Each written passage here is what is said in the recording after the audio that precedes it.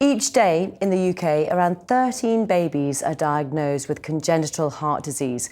British Heart Foundation is funding groundbreaking research at the Evelina Children's Hospital in London, where Professor John Simpson and his team are using cutting-edge virtual reality technology to help repair tiny hearts. So this is an ultrasound image of the heart, which uses a technology where you can see 3D image. Stepping into a whole new dimension, using a headset and hand controls, you'd be forgiven for thinking this is a new gaming concept. But what you're seeing is cutting-edge heart virtual reality that could raise the game in the way congenital heart conditions are treated in patients. So here I'm cutting in from the left-hand side. I can now turn this round and show you the valve from a different projection. So essentially you can now walk through the heart.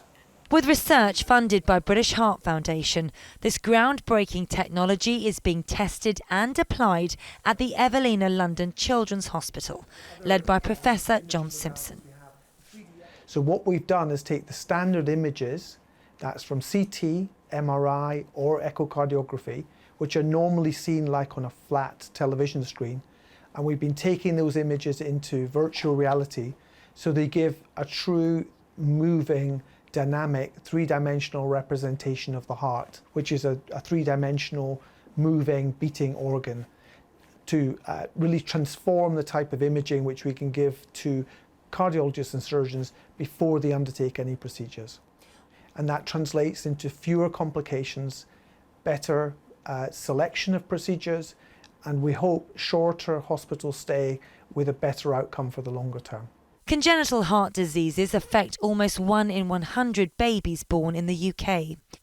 Around 13 babies are diagnosed each day in the country with a congenital heart condition, and surgery to correct these conditions can be complex, especially in babies and children, who are likely to require repeated surgeries.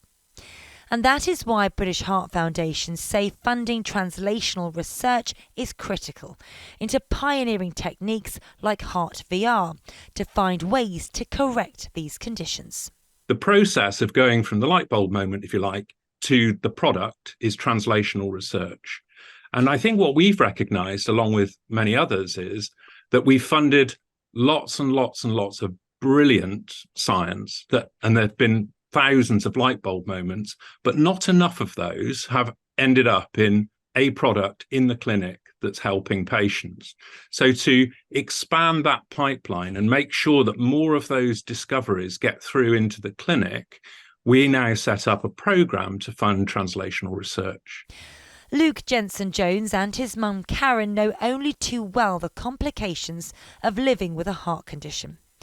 Luke was operated on the day he was born and then again at 3 and 6 months before another major surgery at 4 years old. Yeah, so we were told that Luke's heart was in the right place, but the right side was underdeveloped.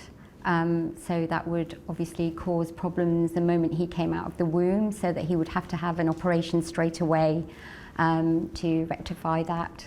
And that would be a little shunt that would be put into the heart. I can never really remember a time before I knew I had a heart condition. It's just been something that's always been a part of who I am and life, really. But certainly to begin with, growing up, things like hospital visits and getting blood tests and taking medication were just a sort of part of life that I had to deal with. I think as you got older and certain things started to become more difficult or more disruptive. Certainly things like taking part in sport, which was harder, and things like stamina became an issue. 20-year-old Luke is now living life to the full and is part of a clinical trial.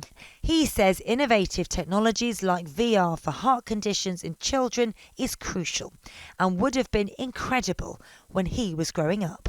So I think certainly if that was something that you could sort of reduce and have fewer operations and have them earlier, that would be a really beneficial thing for young people with the condition. British Heart Foundation is the largest non-commercial funder of cardiovascular research in the UK, funding around £100 million worth of research projects every year. Now when I turn it and look down from the top. And experts say the impact of this new technology has also enabled collaborative thinking, allowing multiple heart specialists to share one screen around the world. You can collaborate with a surgeon on another continent, together looking at the images. You can rotate it around, you can put your stent in, the surgeon can turn it around, he can show where he will cut, where he will put a patch, and then between you decide which is best for the patient. And very importantly, from the British Heart Foundation, there's research support, which is not simply about blue sky research, but actually translating from clinical research right through to bringing products into the marketplace, delivering this as to be the standard of care in the future. British Heart Foundation say through funding independent research programmes, they are working to create a world free from the fear of heart and circulatory disease. But they need continued support to make their vision a reality.